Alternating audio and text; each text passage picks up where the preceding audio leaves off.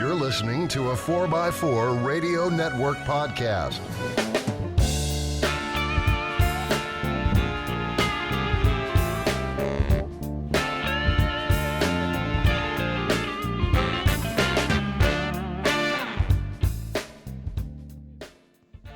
Hey Jeeples, welcome to another episode of On the Trail with Kevin and Scott. I'm Kevin, the engineer, the tech guy, the guy who reads the instructions, tries to use the right tool and follow those instructions. This is a little bit of a weird show. Scott's will be chiming in separately, as with the whole pandemic issue, shall we say. It's not a good idea for people to be traveling and getting together. So rather than leave you guys lurch with no show, we decided that Scott's going to put together a special show for you. So I'm going to leave this over to Scott. So Scott, I'm going to hand this off to you. Thank you for that, Kevin. Hey, before the emails start, Kevin and I are fine. Everyone's healthy and happy. We're just taking a couple quick little precautions. But what did I decide to do? Because some of our listeners thought the SEMA videos were Patreon only. No, the SEMA videos are up for everyone, so you can check these out after this. But I decided to take the SEMA audio, some great interviews we had there, and go ahead and release them to everyone, so that way you guys and gals can check out all the great interviews. Just to name a few, like iDrive, Mickey Thompson Tires, so on and so forth. So check it out. Again, let us know what you think. Certainly, we would rather be talking to you guys about the new Bronco, but yeah, so more about that later. But for now, enjoy what you got, and we'll go from there. Thanks. Bye.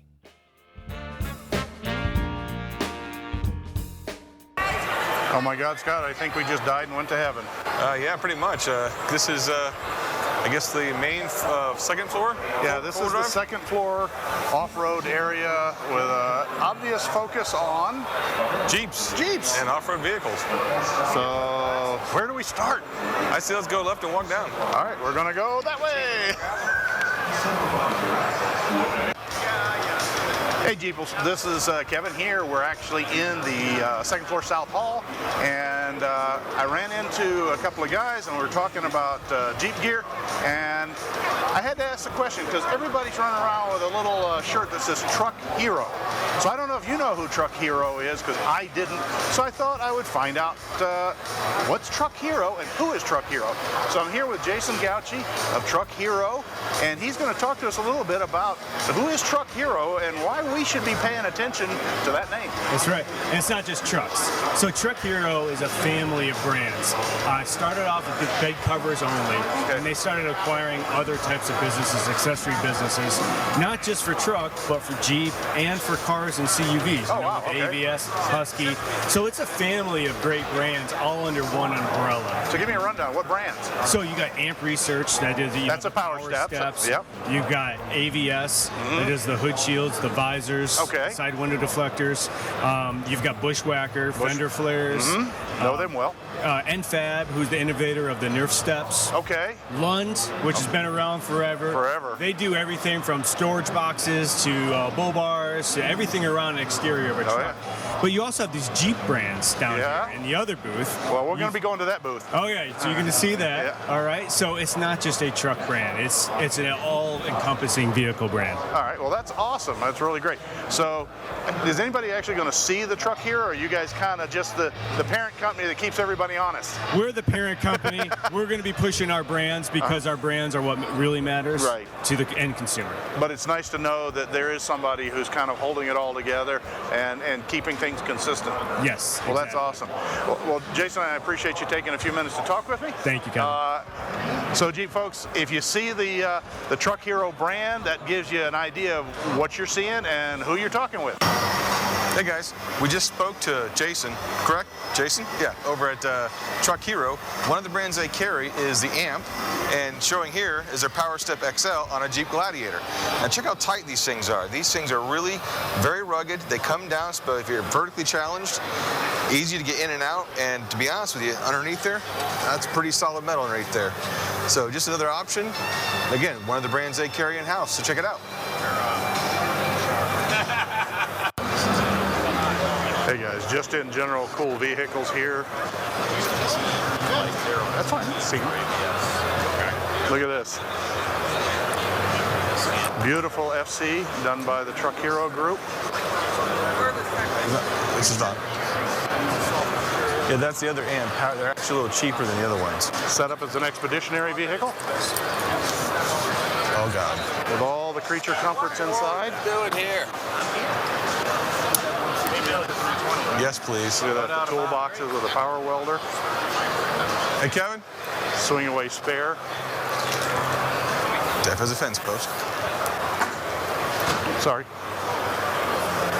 Oh, there's the steps. That, Yeah. I do want to do a video in front of this thing real quickly, too.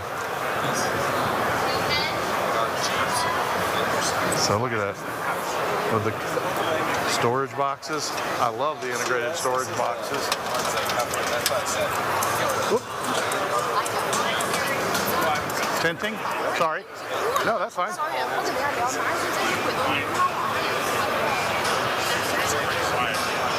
I think so too.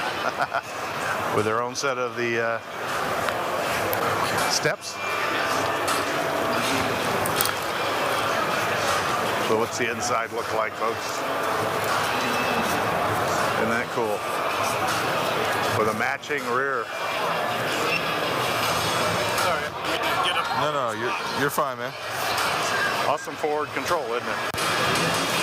If you're looking for any last-minute Christmas ideas for me, I take a size forward control. Okay, bucket list right here. I love these things.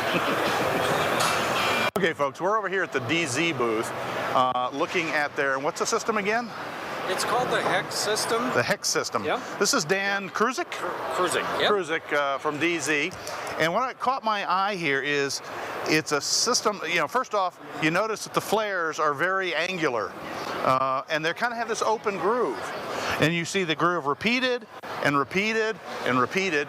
And while this was newer last year, you said? Last year, yep. They continue to expand. And what it is, it's a track system built in to the various components that allow you to put a nut in there and mount stuff.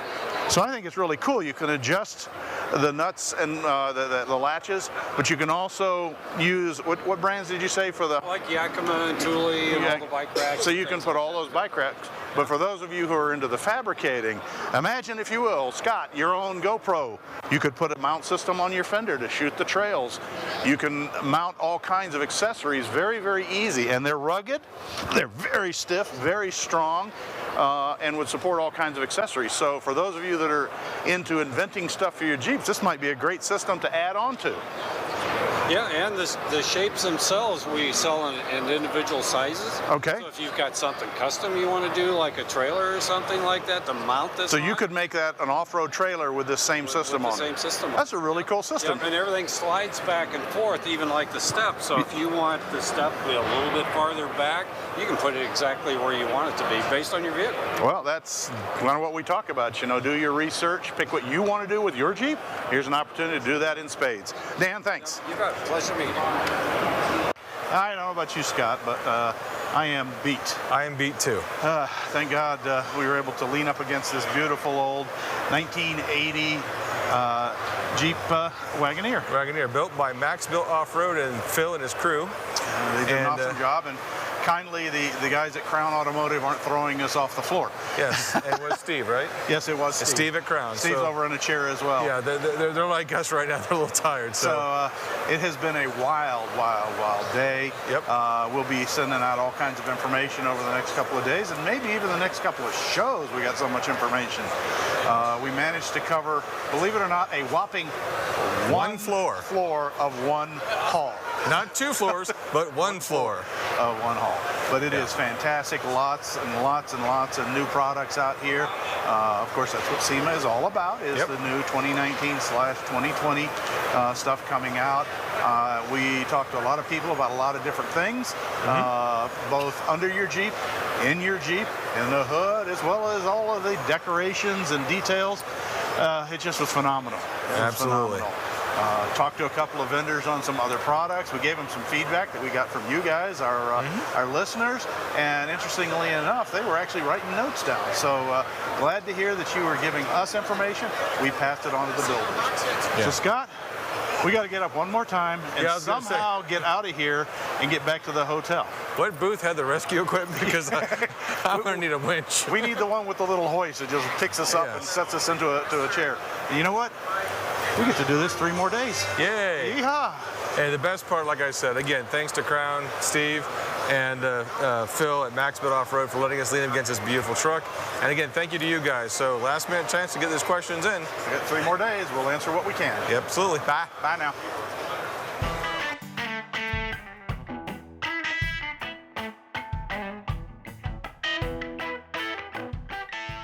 Man, that whole trip, that was so fun.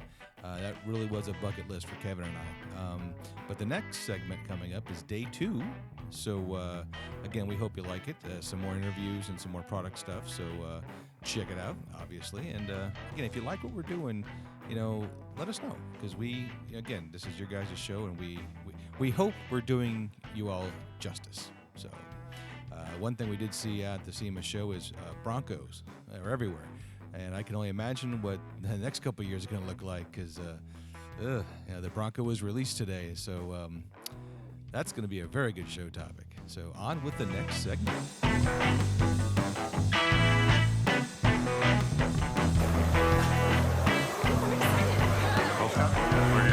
Should be good. Good show. Yeah, pretty much. Oh, hey, Jeeples. We're glad you could attend. Yeah.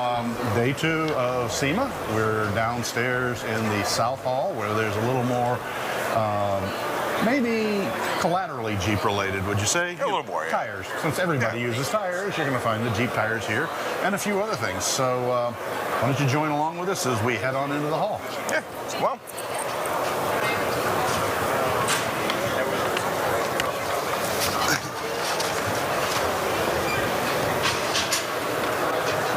Thank you. Oh, perfect. Would help if I turned around. I'm good, thank you. Not right now. Sure, Daily? All right.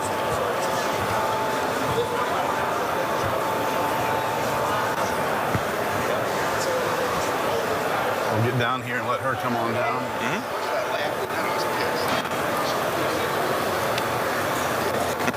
And Jeeps are important when they're the very first display vehicle as you come on in. Yeah. So Scott, which way are we going? Right or left? We're going to go left. We're going to go left. That way. That way.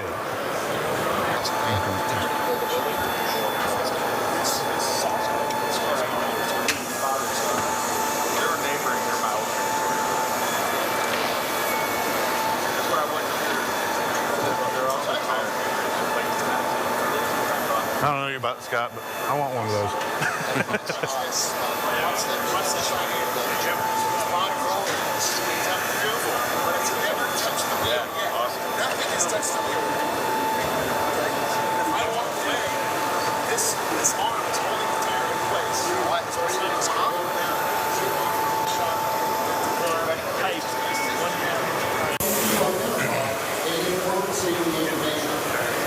At the same time, put credit.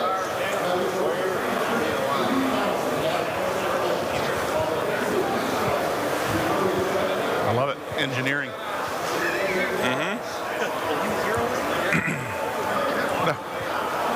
got here like 5 minutes before you.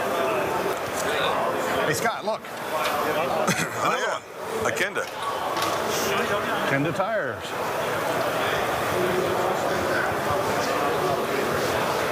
Gotta love the old iron. Oh.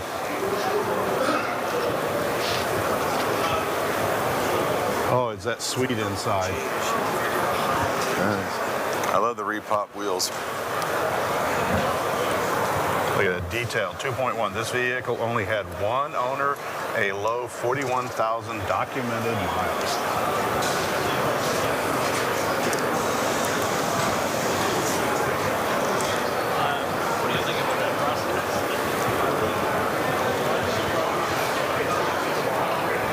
Built by the Legend 4x4 team. Paint is original that you see.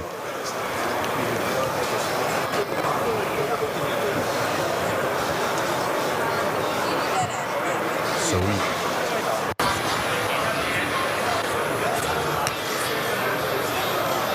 Skyjacker.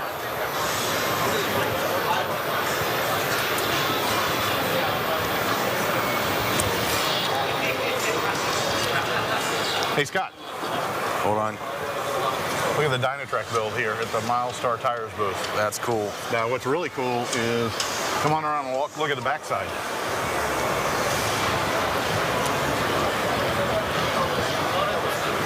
First flatbed conversion I've seen already on the JT. Not to mention, it's also got half cab in a way. Yep. That is beautiful. Hey, and there's the C tracks. Yeah. Hey, Tony. A really nice truck. It's a gorgeous truck. Absolutely gorgeous. Oh. Partnered up with a Matchbox. Yeah, pretty much. That is really cool. There you go. Ah, there's the information. Hey, listeners, it's in the Dynatrax Codex 2019. 2019. Running Pro Rock XD60 up front, Pro Rock 80 in the rear. Wow, it's a well set up rig. 750 horsepower Hellcat. So it's Hellcat powered too. That's awesome. That is absolutely awesome. Burn all 4 tires pretty easily. Cool. Oh, I see. You're from Dynatrack yourself. We're actually recording right now, both video and audio. So Tony, Kevin Powell, Scott Weston. We're from Good On to the meet you. Trail with Kevin and Scott. It's a Jeep-based podcast. Oh, fantastic. he runs a Dynatrack Pro Rock on his. I run the Pro Rock 44 up front, back when all you had was a 44 and a 60. Oh, yeah. And I haven't managed to break it yet. Fantastic. Yet being the operative word. Good to hear. Great to hear. Yeah, so I don't know if you followed the build at all, Codex. No, I'll have Actually, we to check didn't even it know out. anything about it until we got here. So Codex started off as a brand new Gladiator. Right. Okay. Pretty much 2 weeks after it launched, we bought it, cut it in half, Yep. and shrank it. Yeah, I noticed the cab and a half. I love the cab and a half sizing as opposed to the quad. Appreciate that. Well, they know my history. I'm kind of into that. I love that style. It's just my thing. I'm a big fan of that too, so that's why I designed it this way. Gotcha. I'm the lead designer Oh, okay. and builder of this vehicle. Awesome. Well, that's really cool to meet the actual builder of it.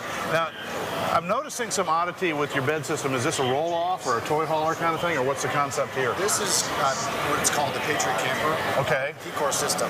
All right. The P-Core system is a canopy system that is for overlanding. Ah, Okay. okay. So what's in there is actually a fridge, generator, all the equipment necessary to be able to traverse the land for many, many weeks. Okay, but it is a module, I see, because It's a modular system. so it comes off if you're not traveling. I see you're You got the rooftop tent thing that you put on there. Awesome. With the canopy system, or just the flatbed, or take it all off and just bolt in the box back on.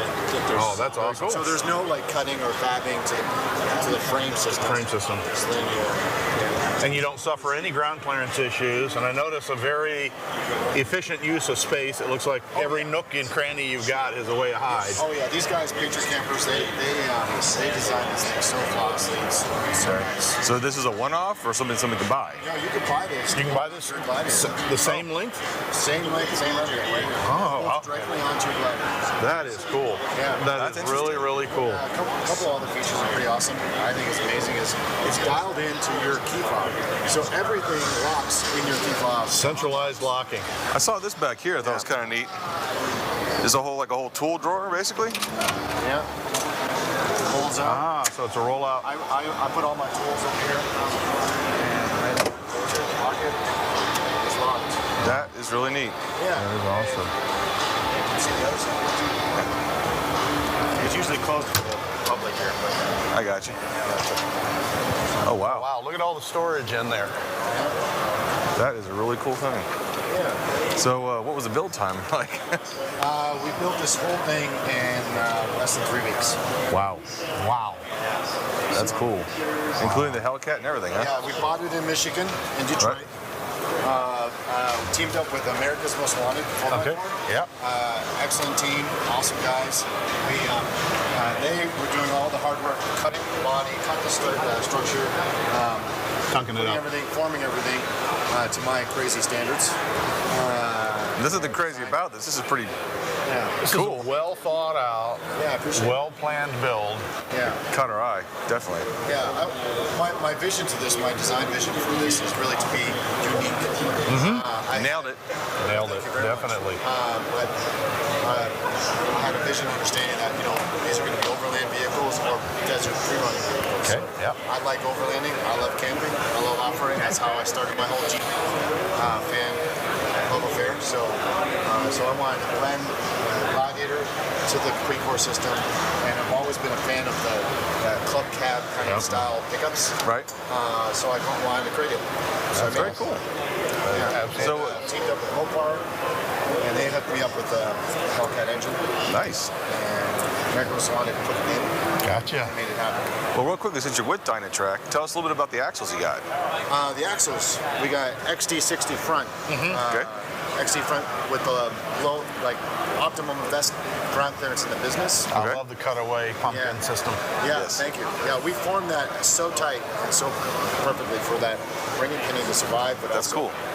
have enough. Also enhances the lubrication because you keep the oil on the ring gear. Yeah. It can't be sitting way out here. That's correct. So I'm an engineer by trade if you haven't figured it out yet. So Fantastic. That's why he went with yours, because he liked everything. I went through the research. We're an engineering house for sure. And What about the rear? Oh, sorry, I didn't mean to cut you off. You had more to talk about the well, front. we got the 1550 wheel ends. So, With the manual hubs. yes, manual hubs. My man. So what's really unique about this front axle with our new XD60 front axle with the 1550 wheel ends is the acumen, the steering angles. We actually optimize the positioning of the ball joints and the abdomen. He talks about it all the time. Right, because in the past, right, All you were done, you were fixed with caster camber and toe, and you couldn't adjust it. Now you've done that. We changed that and altered it so then it's designed for a big tire. Because in the past, it used to be designed for like a 29 to 30 inch tire. Yeah, right, for a factory application. Yeah, It doesn't make sense. I was going to say. So my boss, Jim McGean, the owner of the company, kind of had an aha moment and said, wait a second, why are we doing that? Well, we should be optimizing. And now, because of that 1550 wheel end, it steers amazing. It steers like it is factory. Steers like it should. It's the way it should. Yeah. Right. So that's what's unique about our 60. That's one thing he always mentions about when we talk about the show. Our tagline is do your research, read the instructions, And follow them. And follow them. And we are big proponents of contacting the manufacturer. If you have a question, Google's kind of cool if you want to know what the light is on your dashboard. If you got questions about a part or something, get a hold of somebody at the manufacturer. Yeah. Reach out to them. Say, hey, look, here's I never what had one hang up on me when I had a technical question. because you guys want the end customer to be happy, Yes. not putting you on fire on the Yes. internet saying your part sucks. Yeah. Oh, we want to make sure it's put together properly. Yes. Yes. So then you're not in a dangerous or weird scenario. Exactly. situation. Especially on a 6,000-pound Hellcat powered, very cool looking Jeep. Yeah. So now the rear axle Here, is it's an 80. it's an 80. Okay. Yes. Yes. 4-inch tube. Full floating shaft. Yeah, full float. So just beef and It plus has the to whole- be. Yeah. And really the whole emphasis was let's put a crazy engine, overload, crazy enough stuff, so then you can prove out the fact that these axles can survive this environment and Right. get you confident to be able to explore, do things. Sorry. You're fine. And have some fun. Very cool. Very cool. Yeah, so that was the vision, and pretty excited about it. Pretty happy about how this thing turned out. There was a lot of crazy work for 3 weeks, trying to get this dialed in, and it turned out pretty awesome. Clean build. Yeah. Well, Tony, thanks again for talking Thank you very to much. us. Dynatrack. Yeah. Yes. Check out their products. Yeah. Check out the products here at the Milestar Tires booth. And you guys have your own booth here, right? Yes, Oh, we're yeah. actually directly above. Yeah, I stopped in. Yeah, we did. That's right. We stopped in yesterday. We have so. a couple new products there that's I think that people are gonna love. So. Cool. All right. Cool. Thanks again. Adios.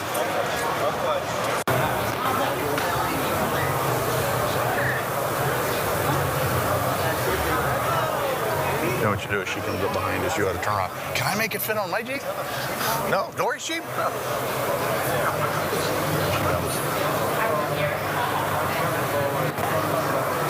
Yep. Just tire shopping for you. I don't think it'll fit, Scott. I really don't. I mean, You got a welder. Anything will fit. well, that's true. Enough money, enough time, We can make it fit. Check out BKT tires. If you need anything for ag, construction, or ATV off-road. Also off-road stuff. Unfortunately, they don't make Jeep tires. Well, anything to Jeep tire. Yeah, well, that's if true. with the proper application of leverage. Yeah.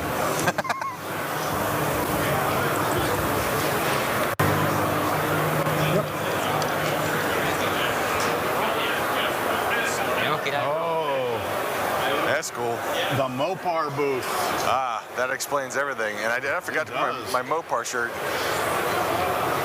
Hey, you know what? Hey, looky. Yes? Even logos on the floor. We're in the Mopar booth, and guess what, Kevin? We need to understand the gravity of the situation. Oh, heavens. Hey, there's your two-door Gladiator. Oh, hey, folks. The mystical two-door Glad.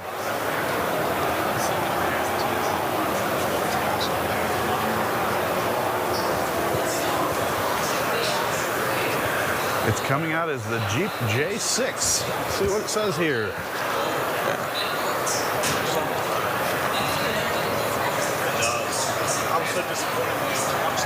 Oh, it's a custom. Custom, yeah. Oh, look at the paint sparkle. Oh, I know. It's got that bass boat flake in it. Oh, I love the spare tire in the back. Oh, yeah, nice.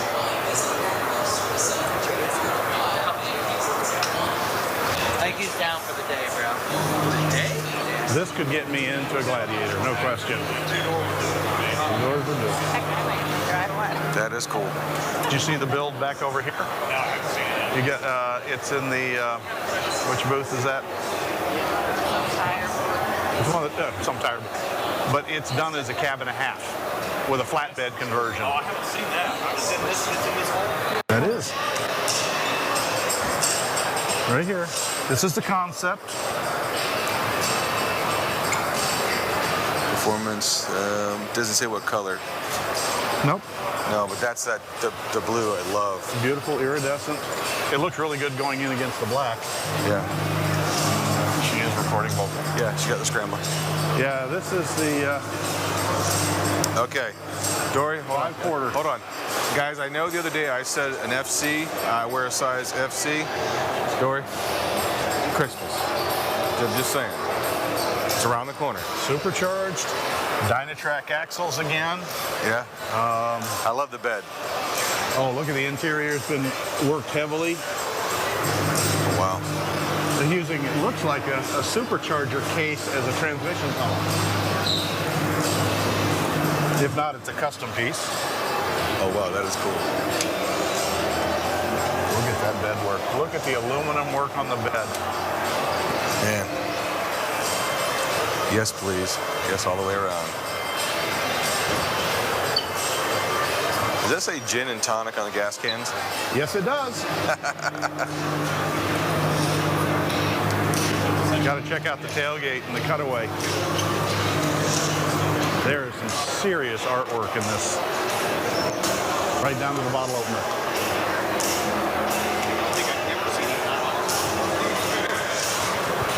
Check out the back end. I will.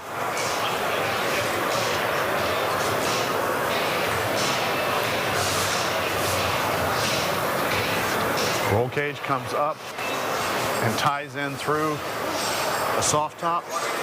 They used an antique steering wheel on it. Pardon me. Oh, sorry. My apologies. That is a really cool. That's a beautiful, I like that Jeep beautiful in the back. And the Scrambler, Dory already took a picture of it. M715. Yeah. Is this a, Easter Jeep Safari tradition of Resto Mod. is that paint brushed aluminum, or is that a wrap, or what is that? I don't know.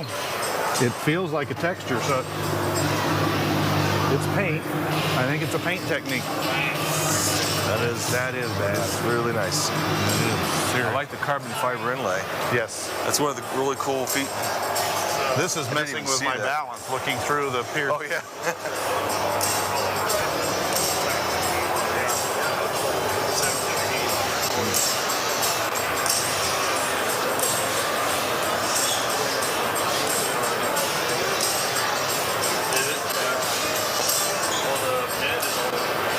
Well, no, the stubbies are fine, but like raised, like overlanding style. Okay. Some have this with a Well, you cow saw we catcher do on a it. good quickie on the accessories, as if you don't have enough. Because look what Catskin's doing for interior leather. Yeah. Jeep branded. One of those over-the-line bags. I don't know how she got it, and it has a satchel for bags and pockets for gear. Yeah. I thought it was really kind of cool. Maybe we can grab you one while we're down here. Hey, Jeepers. Yeah. Hey, just real quickly, Kevin pointed something out they actually have here. One of the cool options is a sunk winch bumper when you order your Gladiator or JLs. The cool thing about this is only like a $600 option when you buy it, when you build your own Gladiator. Aftermarket bumpers are, especially for JLs and JKs and Gladiators, are going to be a lot more money. And you got a steel winch bumper that's sunk in. Yeah, like the one that I got from Warren for my TJ to keep the airflow to the radiator. This is an awesome option, and it's a factory piece, keeping your Jeep. And also, and of course, they've got tons of other options up here, Jeep branded. Everything from jumper cables, to catskin leather interiors, snorkels, road assistant kits, recovery gear, and a Jeep bag. Come on, man. What'd you find up there, Kevin? Oh, that's one of those drop-down tailgate things, isn't it? Even a drop-down tailgate. So if you want to have a place to set your adult beverage, at the end of the trail, you have a place to set it down. And one other quick thing we have been noticing here at SEMA is that a lot of manufacturers now are making end caps for these bumpers that have like bull bars, other places to mount, or wider, so that way you have more protection.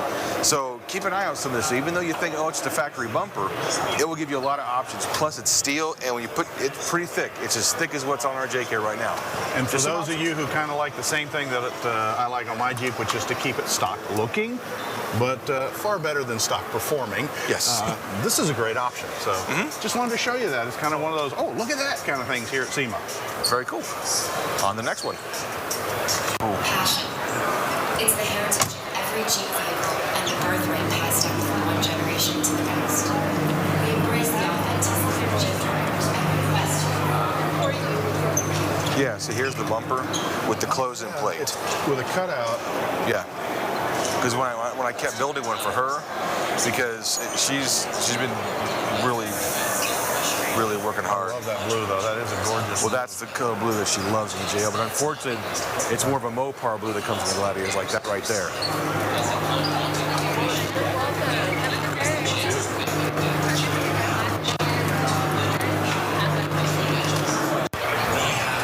Oh, here's the new tailgate, Kevin. Oh, the split tailgate off the Ram. Yep. Yeah.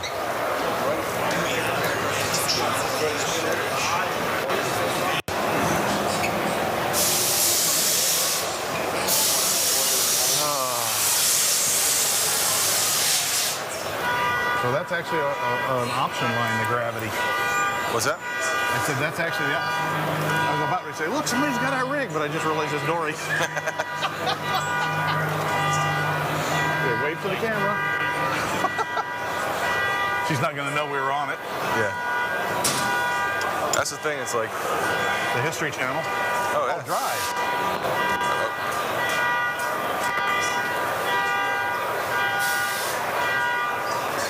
In the TSI booth. Oh, I do want it. She's not recording audio. Okay. See, this is the Rubicon front crate axle. See how the C's are bigger, Kevin? Yeah, these are the forged C's. These are the better forged C's. No more Coke bottle. Yeah. I mean, look at these back here, too. It's the J8 ones, isn't it? Details. I just don't have my glasses on. That's fine. We can read them later. We gotta have something to put in the podcast later. What's the tube thickness? 3/8 of an inch. 3/8. Okay, so they're probably the same noses, and the only difference between the 2 and 4-door, if you actually go get underneath and look at the joint, is the length of that. Yeah. And of course, they have the ability to get access to any of the unmodified parts. Now, if I was doing this in a build shop, not wanting to keep custom to a minimum, I would take the front and rear off. I would take a 4-door center tube and cut it down because it's a slip fit and then weld it. So that would be my guess looking at this. Pay attention if you want to learn something. Sure. And I talked about the fact that you have an elastic and a plastic. Range and steel. And if you're in the elastic, it pops back. You've done no damage.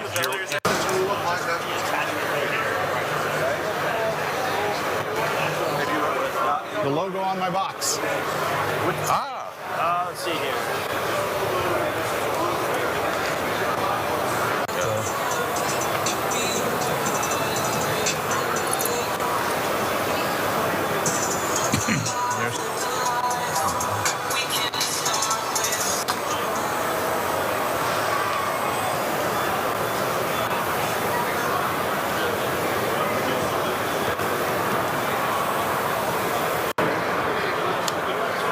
Hey Jeeples, we're here at the iDrive booth, and courtesy of one of the listeners who asked a specific question. However, before we get there, since I'm not familiar with iDrive, I'm going to play dummy this time and ask a question. Talk to me about iDrive. So iDrive is a throttle controller. Okay. So it allows you to adjust how sensitive or unsensitive you want your gas pedal to be. Okay. So on the newer vehicles, you have a very big delay in the throttle now. Unlike when your old cable days, you put your foot down, it goes. Yep. Now the computer has to think of how much input, how much torque to put into the transmission. So it takes half a second before you even leave where you want to go. And that's that lag we feel. Correct. Okay. Let me first back up and apologize, folks. We are talking with Chris. Chris, who is, what's your role in iDrive? Are you just... So I'm the American distributor here. Okay. Okay. So we got somebody who knows what he's talking about. I'm sorry, you probably think all Americans, but most of us are. Great, now I gotta bleep that out. Thanks. Scott does the family-friendly show here. Yes. So anyhow, so back to the iDrive so system. it allows you to make however sensitive pedal you want. So to the point where you put it on new 9, that's one of our performance settings. Okay. It's the highest one, which gives you the quickest response. At times where the stop sign, you go, oh, if I put my foot down now, I can get into that gap. Yep. If you do that now, you'll T-bone that car. So it takes the response time to next to nothing. Gotcha. Works well in trucks, turbo lag, supercharger lag, pretty much gone. Okay. So, Scott, that leads us to our list. Well, real quick, a sidebar on that. One of the trail, some older, they had what's called like a trail setting to take away some of the sensitivity so you don't break things on the trail. So this can also work in that sort of function. So I now live in St. George, Utah. Okay. So we have Sand Hollow. Right. Moab's 4 hours in a road. So we've done a lot of testing in my Jeep. It's got a V8 in it. It's got 456 gears in it. 39s. I can put that setting onto E3 in low range, and it feels like I have another crawl gear, just by changing the setting of the gas pedal. So I can crawl around 1100 RPM and just go over obstacles like it's like butter. Well, it's the old very dual reduction gear transfer case concept, which was low, slow, and go. Yes. Yeah, because she has 513s on her Jeep with the Rubicon transfer case. Sometimes if I get a little into the... it wants to jump. It lunges like a cat. I'm like, nah, I need to ease up a little I can slowly come up to a rock and just slowly put my foot down, and you can feel the power and the torque come on, and it's just like a stall converter. It'll just wraps the tire over the obstacle and up we go. Come over, you can see them. You've got less chance of breaking an axle, less chance of spinning tires, so you have way more traction. But you're also a whole lot friendlier to the environment. You're not leaving rubber stains all over the slick rock. And that's the best part about it when you're off-road. That's what we like about so much in the Jeeps. Once you go off-road, you can dumb the pedal down.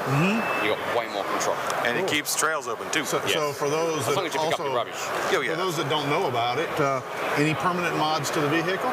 No cutting, no burning, no plug and play? wiring? It's plug and play. Sweet. I like plug and play. 5 minutes. Well, I won't have anything to do with it. Well, because wiring plus me equals fire, so... Well, that's true. The easiest thing is, this is it. That's it? Really? So this is a JL pedal. Okay. A JL Wrangler. Yep. Great, there's a JL out here without a pedal right now. Yep. And it's simply that. So, okay, it's a splice in piece. Yep. So that's your factory. That's your factory connection comes in, folks, and this just goes in between. Kind of like hooking up the trailer lights into the harness. Correct. And then you just run that up to the display, and you're good to go. Oh, and I'm looking. You now offer the displays in colors. There's hot pink. Yep. Well, that black, American flag. I'm kind of disappointed. Do you make it with an Australian flag for home? Yes, we do. Okay. Okay, good. Awesome. Oh, there's one right there. Yeah, so that's the display. There's a model we prepared earlier. Okay. So and you just run that wherever you want. Okay. It's a long cord, so there's plenty of places you can put it. And it looks like a 3M peel and stick adhesive, so you don't even have to drill a hole in your dash. Yeah, But we that's have people drill holes in dash and they put it like really nice embedded into the dash. Make it Because the I love the factory. product. I want it to look part of the vehicle. All right, back to our Now, listener. back to our listener. Jeremy, basically one of our Patreons, he asked a question specifically. He's looking at a new JL Turbo. Yep. Now, again, he's looking at different turbo mods and stuff like that. Or no, not turbo mods, but plug and play, if you will. Okay, so with the 2-litre turbo, it does have a lag. Yep. It's gone. Really? It doesn't even exist anymore. So Terraflex run all their vehicles, all run iDrives. They've got 4 turbos, I think, in their fleet. The guys love them. They come out to San Hollow last month for Trail Hero. Loved them. Put them in the low range, put it into that E3 mode again, and it's so smooth. But then they get out to the dunes, they hit U9, they go, dude, that's where the fun starts. So you can do hot switching. You don't have to shut the Jeep off. Okay, well that's really convenient. So it's on the fly. So you don't need to turn the ignition off, turn it back on. Oh, well, that's going to Hit a button. I can think of a certain driver in the group who's going to look at somebody who's being obnoxious in the traffic, and they will simply reach down and punch it. Yeah, pretty much. So the funny thing is, you'll be, say you're in E3, E4, and you're driving along, you hold your foot at that E3 mode and you're going 60 miles an hour, you hit that on your U9, it'll literally pull you back in the seat. That's the difference. So you can actually not just change it while the ignition's on, but you can change it while you're in operation. Correct. So that's literally adjust on the fly. Cool. Well, so there's plenty of videos out there. One's Mojito Jeep. He did that to his wife. She hit the pedal the first time and you could see in her face, she was like, whoa, what the... I promise to the finance department when she gets her Gladiator, if she gets her Gladiator, I will not do that. Well, Jeremy, we hope that answers your question that you had, straight from the manufacturer's mouth here at SEMA 2019. Yeah, check out Dennis Terraflex. He's done a review on it. Okay. All right. And he drives a 2-litre turbo. What's your website? iDriveUSA.com. Sweet. Well, it's iDrive-USA.com. Okay. Do you spell out the word hyphen or do you just put the hyphen? Just a little dash. Okay. And folks, we'll include that on our website and our links, no problem there. So if you can't remember that, we'll make sure you can get to it with a quick click. There you go. And else, the product comes with lifetime warranty. Sweet. 30-day money-back guarantee. Don't like it, send it back, we'll give you money back. Cool. Hey, Chris, thank you very much. Thanks, Scott. We Chris, appreciate thank you very much. Appreciate it. Bye, guys. Hey, guys. Hey, Jeeps, guess what? We actually ran into him, a special guest. You might not know the face. Hopefully you've checked out the show. This is Tony McElroy. Yeah, so He's 4x4 Radio Network. So here we are at SEMA and our, I guess, sister show, brother show, cousin show, I'm gonna whatever say, you wish. I'd say the dad show because technically he's a big dog on the porch. Well, this is true. This is Yes. true. So the daddy show for the 4x4 Radio Network, Right. Tony McElroy. How you doing? Hey, pretty good. Do How I you lean doing? over and talk in the mic here like I don't this? care. You can talk to both of them. You're on both channels. If need be, if you really want to, we can start over and I can hand you a handheld mic. Nah, I'm fine. He came with all the gear. I thought it was funnier me getting, putting my head on your shoulder. Oh, that's fine. You know, we're all a big happy family now. So, Tony, what have you seen? What do you like? Seen Warren? Oh, I don't know if you guys have noticed. There's a lot of gladiators out here. Have you seen? Yeah, have you just seen a a gladiator? few. this is embarrassing. What's a gladiator? Nice try, Scott. We have video of you drooling over them. We were actually surprised. We found our first CJ that was heavily modified, and we found just over here was a TJ downstairs. It was that way. Yeah. But the TJ, we're like, wow, cool. Something other than a gladiator. I was shocked. That was last year in 2013. Right. Absolutely no Cherokees. I got a Jeep Cherokee at XJ. Right. I saw a Grand Cherokee on Friday when we were first here. I'm sorry, on Monday when we were first here. Yeah. And it was it's an off-road vehicle, but an actual Cherokee was here. Wow. Not quite a Cherokee, but a Grand Cherokee, but a lot closer than anything else. Well, hey, the Grand's got to have some love too.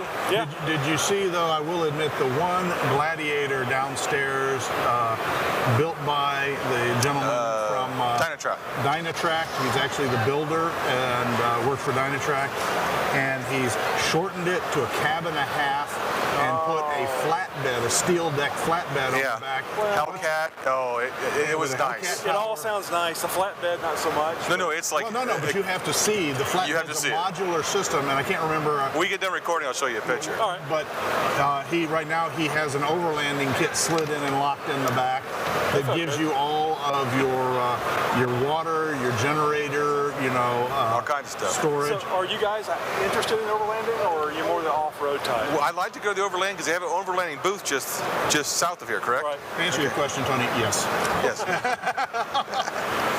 We're kind of like you. If it's Jeep related, it's fun. Now, admittedly, our show, I'm more the overlanding trail guy, less of the rock and rock bouncing and that kind of stuff. And the mudding, we both go mud is evil, since we have both destroyed parts in the mud pits. The same day. The same day. Cough. So, but I don't hold it against those that like the mudding. I just prefer to at least get 2 trips before I break something. Yeah, that'd be nice. So, congratulations on the right color shirt. So what was next in the pile? I wore mine yesterday. Sweating through that one down. Well, you wore red yesterday, didn't Yes, you? We I look did. like we're rotating reds. They are different shirts, folks. Well, at least you don't wear it at the same time. You don't get the twins. Yeah, so no. A nice, lovely couple.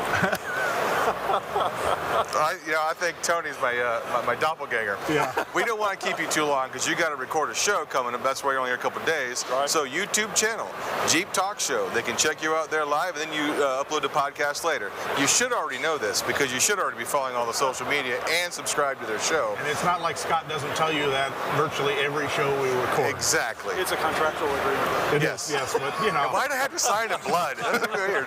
But on that note, hopefully that's another reason my name's not on all the emails. and hopefully we can chase down Cody from the Trail Chasers. I hope I got his name right. If I didn't, someone's going to beat me. So again, we really thank you very much for letting us be part of the 4x4 Radio Network. Oh, it was easy selection. You guys do a really good job. Cool. And hopefully one day we can be up to your level of stature because you are the big dog, man. All right. Well, guys, thank you very much. And live and not at all direct from SEMA. Hey guys, just in general cool vehicles here. That's fine. SEMA. Okay. Look at this. Hey Jeep peeps, Kevin here. We had another listener question, and we have another manufacturer's answer. I'm standing here with Ben Anderson from Mickey Thompson Tires. We had some questions about one of his brands, but first off, Ben, tell me a little bit about yourself and what your role is here at Mickey Thompson. Sure. So my name, again, is Ben Anderson. I'm the light truck product manager for Mickey Thompson Tires. So I specialize in all terrains, mud terrains, and the extreme off-road products from Mickey Thompson. Been with the company almost 14 years now. Been doing everything from the motorsports to the light truck stuff to wheels, and it's been a great experience. So the new products here at the show we're talking about today is we've got actually 4 new products. So cool. Well, one of the questions that Long had, one of our listeners, is about the new Pro 4X. Yep. I'm assuming that's the correct size. He wanted to know about what sizes, when they're going to finally be available, and are you going to have them for the H1 16.5 H1 wheels that are so popular with the Jeep crowd? That's a pretty easy question to answer. So when we developed the Baja Pro X line, we developed it for one of the harshest applications on tires out there, which are the rock bouncers, right? Those things really abuse tires really well. So we went through several iterations of that tire and finally came up with an excellent 43, 14, 50, 17. Okay. But when we showed that at SEMA last year, it was really well received. So we got right to work to add new sizes to the lineup. Right. So to answer your question, the listener's question, we're adding a 40, 13, 50, 17 to the product line. Okay. A 37, 13, 50, 17 to the product line, as well as 3 sizes for side-by-sides. Okay. We're doing a 35, 10, 14, a 32, 10, 14, and a 30, 10, 14. Well, that's kind of popular because the side-by-side market, if you can't tell by SEMA now, is a little hot. Yeah, it's really kind of like, anybody know of a Jeep Gladiator? I've never seen one yet in person. You know, hi. You know what? Talk about branding. Get a shot of this. Come on now. This is awesome. That's cool. This is awesome. So yeah, for the time being, no 16.5 stuff is in the plans for this product line. Okay. We kind of got away from that quite a while ago. 17-inch rims are extremely popular. Yeah. There's a lot of really well-built wheels out there on the rigs and stuff. So yeah, Baja Pro X, that's the size lineup right now. Is a 43, a 40, a 37, and 3 side-by-side sizes. And they're pretty much all 17s. Correct. Cool. Well, cool. Well, thank you very much for taking time to answer our question. Do you have any other questions there, Mr. Kevin? No, I think so, but just thinking out loud and outside the box a little bit, what tires do you have that might have good performance for that rim size? Yeah, sure. For a 16.5, well, that's the thing. At Mickey Thompson, we got completely out of 16.5s years ago, and we have no plans to go back to them. It's yeah. So Liam, maybe you ought to look at a new set of rims. Yeah. There you go. There you go. We sell plenty of wheels too. We have plenty of Mickey Thompson wheels. Oh, I know. 17, so There you go. Look at my Jeep slightly altered. It's running. It's right, Mickey Thompson tires or wheels. Awesome. Again, thank you very much, Ben. Hey, thank you guys. We really appreciate everything. Talking to you. Ben, thank you. Again, check it out on social media, Mickey Thompson. Okay, Scott. Day 2 in the bag. Day 2 is in the bag. I wish it was as cool as the mountains are supposed to be, as they show on this Jeep, but we're ending up the day here. We finished the first floor, along with the tires, some more Jeep. The Jeep experience itself, the Mopar booth, was incredible. Yes. But you know, Scott, did you see a JT anywhere? A JT. Is that the Jeep Gladiator? Yeah, something like it. Still haven't seen one. Yeah, right, folks. I think we saw one TJ, and one CJ, and one JT-YJ. Yeah. You didn't see that, did you? There was a YJ front end on a Jeep Gladiator. I have a picture of it. Cool. But we'll share the picture with you guys. One thing that y'all have to remember, I see a lot of social media posts about this, is this is a new vehicle, new product expo. So everyone on social media is like, that's the Super Gladiator SEMA Expo. Well, that's the newest, hottest market in the car right now. So that's where. So if you're a new, if you're out there looking for the latest and the newest, the manufacturers making the latest and newest are going to be making it for the Gladiator platform. So that's what you're going to find. But it's really, so far, it's an exciting show. There's lots to see, lots of new products. Obviously, this is at the end of the clip. We'll be putting through everything that we saw today, and we'll keep following up. We'll have a good end of show podcast at the end, wrapping it all up. But I hope you guys are enjoying. Still got 2 days left. If you got any additional questions, like the viewers that we've already answered their questions, we'll seek out the vendors and try and get you some answers straight from the manufacturer. Yeah, and a big thanks to those who gave us interviews today, like the guys over at Mickey Thompson, iDrive, Dynatrack. Again, thank you to those guys. Interviews will be coming up soon. Well, actually, we'll be out now with this video. But other than that, a big thank you to everyone, and we shall see you on day 3. Time to break out of here, find some dinner, and get some sleep. And my feet up. They're sore. My dogs are barking. Bye now. Bye.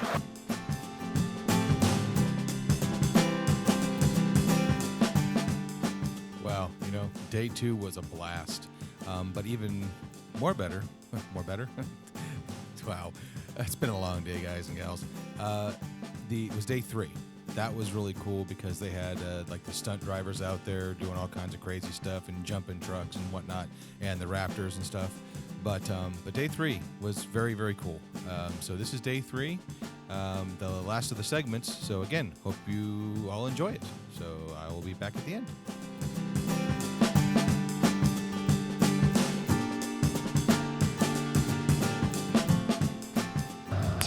Morning, Jeepers. This is Scott from the AFE booth. Thanks to John letting us stand in front of their nice little Gladiator. Still haven't seen one yet.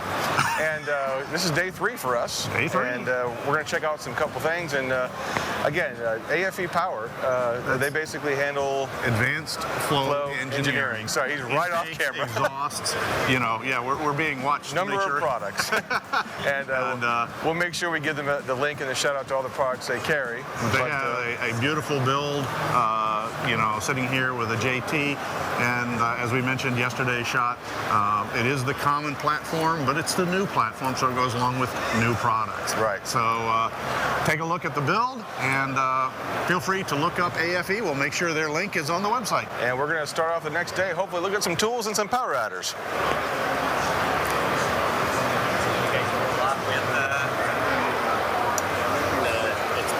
It's all Jeep stuff? Yeah. It's kind of our focus. Let me show you some of the stuff that we do, just so you guys have an idea. Do you have a minute? Okay. Yeah, I sure do. Different things. Well, let's get the camera back around here. It's picking stuff. Yeah, right now we're chatting. As our listeners are overhearing all this conversation, we're going to follow along. So why don't you follow along as we get schooled into what AFE does and provides for the Jeeper. We can I'm John. John with AFE, thanks. The name I just forgot. Yeah. Well, they're used to us, Scott. They know that we're kind of 3 days and tired. So, oh boy, turbos and Full exhaust systems. One of the different things that we do on the Jeep, on the JT and the JL, as well as the JK, we do downpipes. Okay, so there's your pre-cats already built in with the downpipe and a stainless steel. All stainless steel. We do a loop. The problem relocation, we call it a relocation loop. Oh, for people that have done lift kits and clearances. That's why they have it. Nice, jeepers. We sell it separate, but it's also part of our kits. Downpipe system. Okay, and I'm looking at your weld quality here. Those are fantastic. Those are absolutely fantastic. Very proud of it. Oh, you should be. You should be. Now, is that an inline 6 header right there to the right?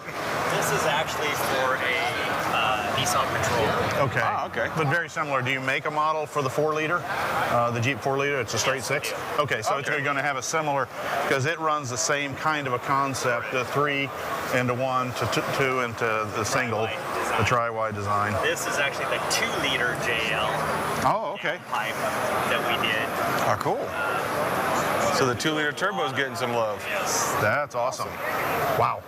Hey, that's one of the things we wanted to cover. Of the output on that thing. I bet it breathes well. Well, not only that, we also, one of the things we wanted to cover today actually was power adders. That's what we're talking about. So you have exhaust gas here. Do you have any intake kind of stuff too, or? Yes, I'm not the best one on that, but I can get you somebody. But people can check out your website. What is your website? It's afepower.com. All together, any hyphens? No. So it's afepower.com. You remember that. But we'll put a link in the video as well. All right. Cool. Well, John, thank you very much. Hey, appreciate it. Thanks for letting us do our intro here, and thanks for being our first interview. Good. Okay. Impromptu. Hey, Jeeples, Kevin here. I'm at the ESOB booth in the lower hall. Is this Center Hall? This is Center Hall. Good. I'm here with Jesse from ESOB. Was talking to him about one of the challenges that most of us that do our own fab work come into, and that is a lot of us have inexpensive, let's be honest, lightweight, steel-only welding systems. But, of course, body armor is going to aluminum, bumpers are going to aluminum, rock rails, tire carrier, all kinds of aluminum. Some of us are even working in stainless steel on the exhaust systems of our Jeeps. And what do you do? I don't know about you guys, but in my garage, I don't have room for 2 or 3 or 4 different welding systems. So, Jesse, what does ESOB offer for the home builder that might be an affordable, yet good system to support all of those different kind of projects? Well, Kevin, we have a solution just for you guys. Yeah. So let me introduce you to the MP205 AC/DC.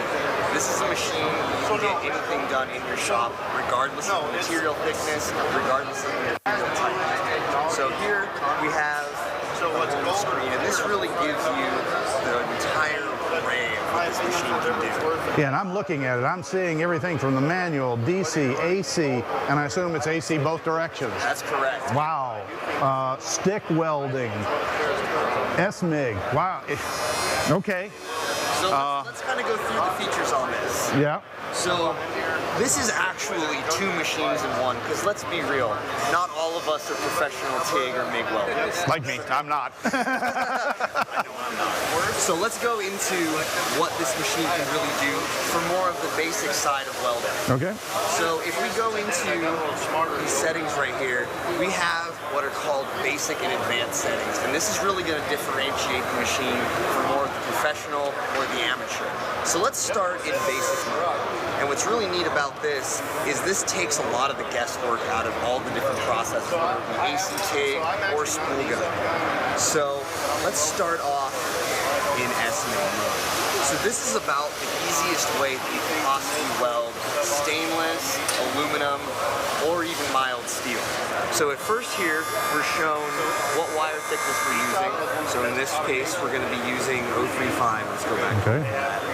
So we're going to be using 035 wire, and all we do is set our material thickness. And it takes care of the rest. And it does everything else for you. I'm liking this already, guys. So the way it does that is it'll actually, every 4 seconds while you're welding, there's a computer in here that's actually judging how fast you're traveling, how much arc length you have, and how much metal you're depositing down, and that allows you to really get that perfect MIG bead no matter what kind of material you're on, because it's actually judging and adjusting the whole time. That's great, because I know I oftentimes have the pigeon you-know-what welds, because I'll pause to look at something else and forget to keep that motion going, and it piles up material. So it's nice that I can have a welder that kind of helps cover for my goofs, at least a little bit. Right? And what's really neat too is, let's say that you go over to aluminum and you plug in the aluminum spool gun. Okay, so it can support a spool gun as well. That is correct. That's so not nice. only do you have AC TIG, but you have a spool gun option as well. And all you do is change the communication cable, and it'll automatically recognize what gun it has in there. And then it takes a TIG torch too, right? That's correct. This is the TIG torch that it'll actually come with. It's not. So it comes with a torch. That is correct. Oh, wow. It'll come with a TIG torch. It'll come with tungstens in all three sizes, 1/16, 3/32, and 1/8, as well as a full array of nozzles as well. Okay, so that's an air-cooled torch. This is an air-cooled torch, correct. Guys, it's a very lightweight torch. There's really not a lot of weight in it. And for those of us like me who's going to learn TIG, this would be a great starting point. It is a very easy TIG torch to use. Like you said, it's very lightweight, and more than that, a lot of TIG torches these days are getting really bulky when it comes to, anywhere near the torch head itself.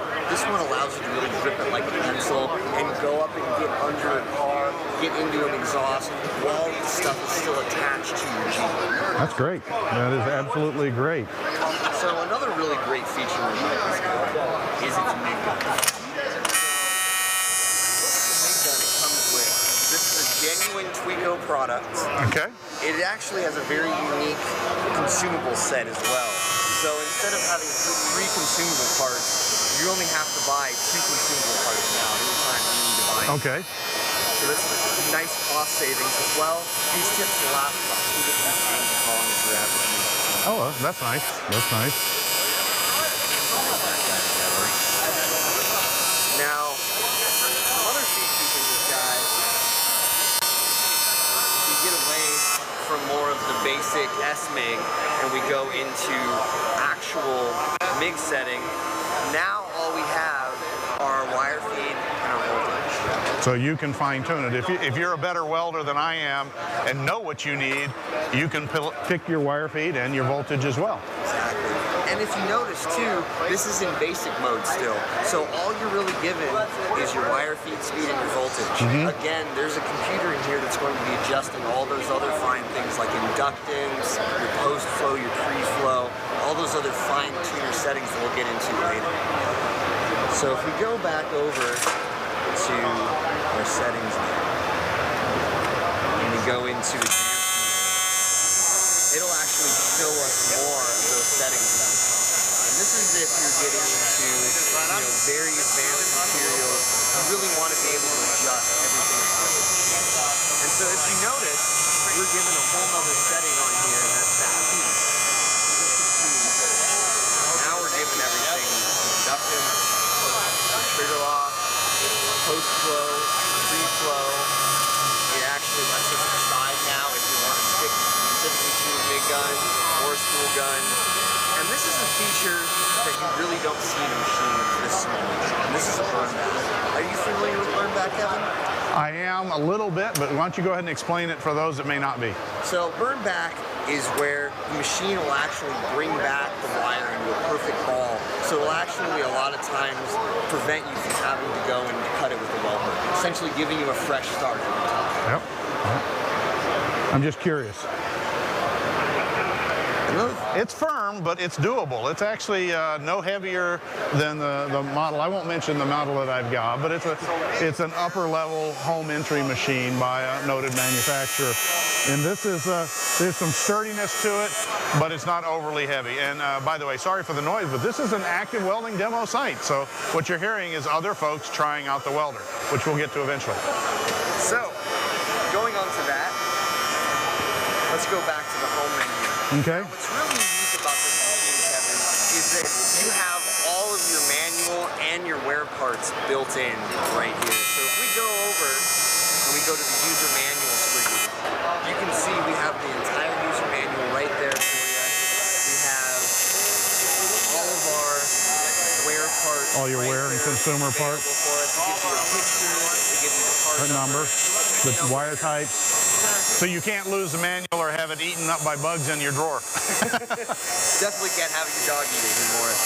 So if you go over to setup, it'll actually tell us how to set up each individual thing. So if we go into things like the wire spool. spool. So the actual instructions for mounting the spool and setting the tension. Everything is right That's awesome. And it'll take you through each individual step. I don't know about you guys, but I like it. What do you think, Kevin? You want to try it out? I do. Let's give it a shot. All right. I make no promises, folks, on what my welds will look like. Well, you want me to give it a little demo first? I'd like to just try it. Right. Go ahead and give it a shot. MIG is what MIG is what you're going to do? What I can do. Okay, so let's have you throw on an overcoat. Yeah, I was going to say, I need a hood and an overcoat. And since, you're really focused on, all the aluminum aspects of four-wheelers and of Jeeps that are coming up, let's start with the spool gun. Okay, now that'll be a new experience for me, folks. Oh boy, these are some smaller person's gloves. Here. What? Trade you. Oh no, that's all right. I get them on. At least it'll give me control. We may have to use a winch to get them off. Make sure I can bend them, yeah.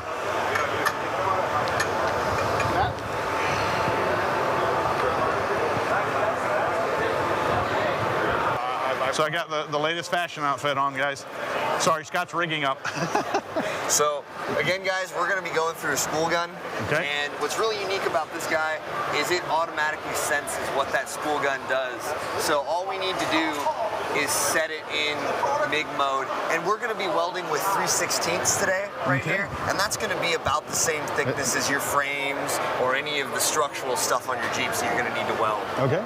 And what's really unique is, with this spool gun, you can weld everything from 24 gauge all the way up to as thick as you want. There's really no thickness limit on this guy.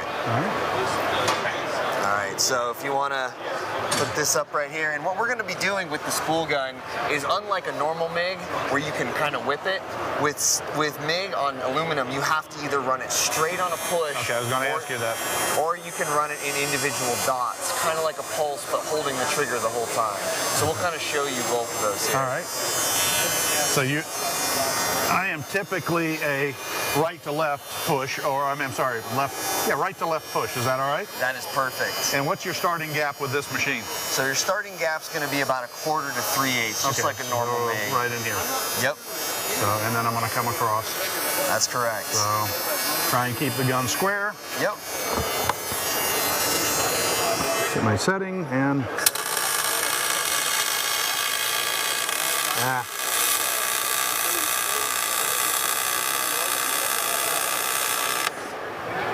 Let's get you another piece tacked up right here. Well, I'm just curious. Let me try and tack it just for giggles.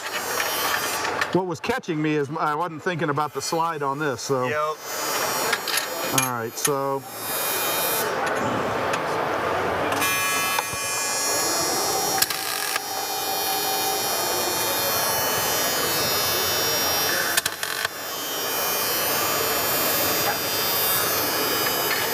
Yeah, normally I would throw something down to not catch the glove on.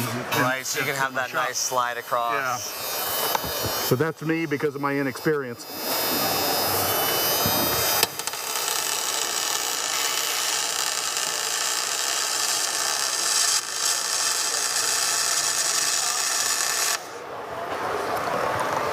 Meh. I made it stick together. Let's see if I can get the shield up, and I'd like to see you make a good pass so we can get an arc shot of that. All right, sounds good.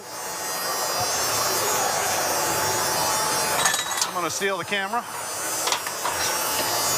And let me get the framing, and once I have the framing. All right, we good? Yep.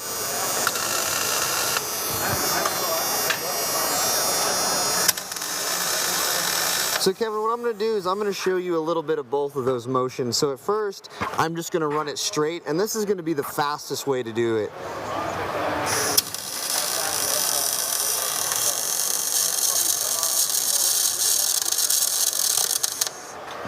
Actually, our settings are a little off right now.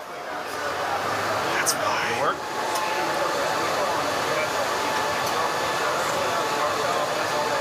There we go.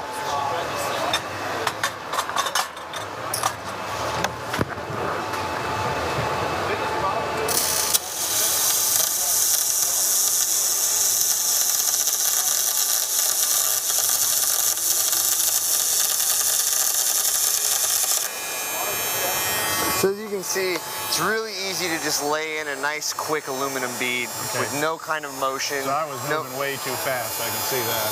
Just a little bit. And now what I'm going to show you is kind of like that stitch method. Okay.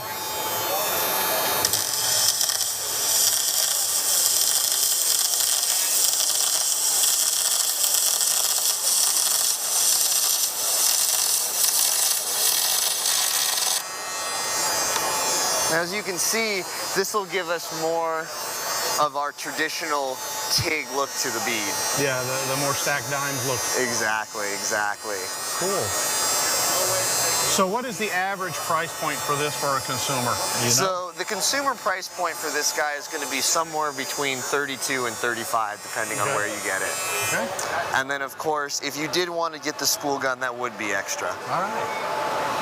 All right, well, Jesse, thank you very, very much. Guys, so if you can only have one welder in your shop, but you want to be able to handle all the different materials, it sure looks like the ESAB Rebel 205C AC/DC might be a good choice for you. Cool. That's pretty cool. That is cool. It's cool that you guys have a track set up.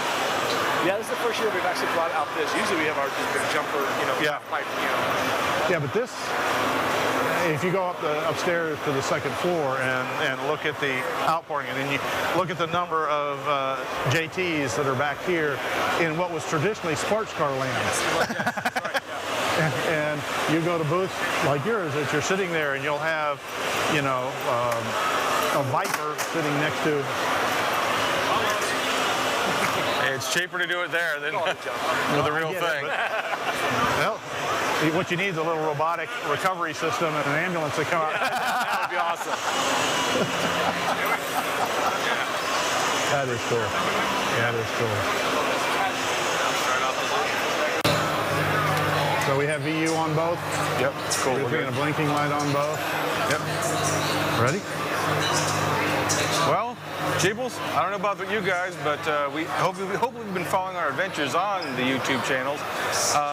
I think we're next to the mythical two-door Gladiator. It actually exists. Here, I can touch it. Wait, it didn't go poof. You'll set an alarm off. Yeah. A big thank you to Naomi and the crew over here at Mopar, the booth, for letting us do this in front of the J6. So that even if you can't drive one right now, you get a good shot at seeing one. Exactly. We're wrapping up here at SEMA. It's been a great couple of days. Scott and Dory are heading back home. I've got one more day with my wife, Susan, and we're going to wrap up some details on some other levels. But this has been an absolutely awesome show. A shout out to every one of the vendors who talked to us, all of the people who are willing to do interviews, everybody else who kindly got out of the way as we tried to bring you along with us. And a special thanks to Jeremy Miller, who showed us a picture of eating popcorn in front of the video screen. We really appreciate that. We really appreciate that. But also a big, big shout out to Mopar, to Naomi. To Naomi and the crew over here at the booth. Who kindly allowed us to do our wrap-up here in front of the mystical J6 two-door. Yeah. Jeep. I'd love to take it home, but unfortunately I couldn't get it past security. On that note, though, for those of you that keep hounding away, and the questions asked about when are they going to produce this, keep those questions coming. And also, don't be afraid to send emails to Mopar, because they were explaining to us how they decide what body styles get built. As we mentioned in the other video, they're right now basing it off of the JT versus the JL, and in the JL world, the four-door model is outselling the two-door model some 10 or 12 to 1, and so they don't see the two-door as a viable option, being that viable. However, if you, the listener, decides to kind of scream for it loudly, you never know what you might be able to do. And don't think your voice doesn't count. Because all the voices together that love this rig, I don't know about you, but this is a JT that I'd take home. Well, we discussed very quickly about how Jeep is in business to sell vehicles. Yep, you let them know you're willing to buy. They want a market. If there's a market for it, build it, they will come. So, but again, we had a great day today. We did, and a real big shout out to everybody who was willing to be interviewed. If you've gone back through the last couple of days of videos, you see that we've had vendors, builders, ESAB welder, all of them willing to take time, talk to us and talk to you, talk about their products. So make sure if you do have an interest, check them out, please. We're going to be hashtagging them for your reference as well. All of the folks here at SEMA have been really great and supportive, even to the visitors. The visitors like us that are walking around here have been willing to walk around us shooting a video. So, thank you for your patience, bud. Thank you for the patience. So we hope you've enjoyed this little 3 days on the floor and a little half day in the beginning of an intro of what it's like to get started at SEMA. We're hoping to come back. So help us come back by, if you contact any of these vendors, let them know where you heard of it. On the Trail Podcast. And I guess safe flight home. Yeah, safe flight home. I'll be home a day after you, and we'll get back to podcasting on the 15th. And we'll catch you guys on the trail. Bye. Bye.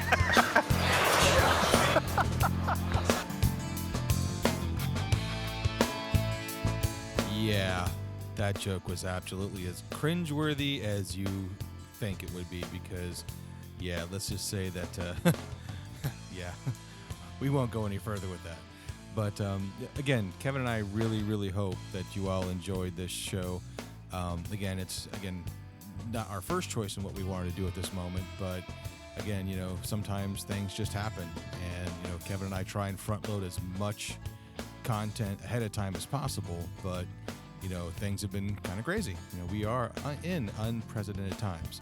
So just like always, again, check out your neighbors and friends and take care, and try and do, as much escapism as possible, whether, be listening to us or, helping friends out, it doesn't put yourself at risk.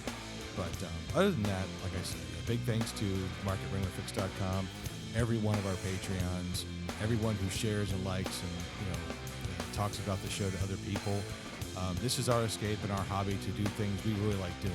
So with that, I am going to go ahead and call it a night. It's been almost an hour and 16 minutes of a show for you guys and gals.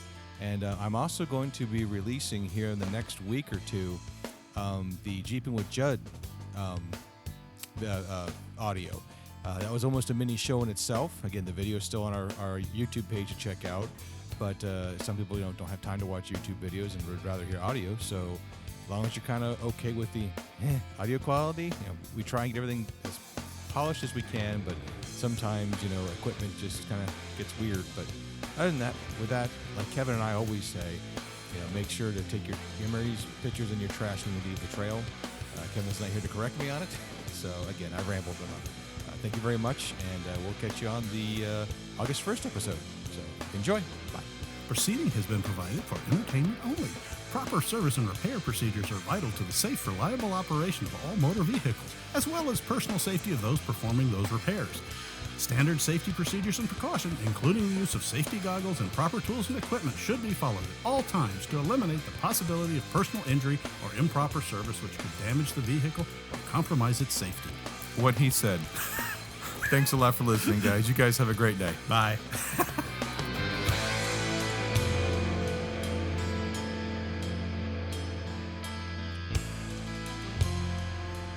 This has been a Bent Axle Media production.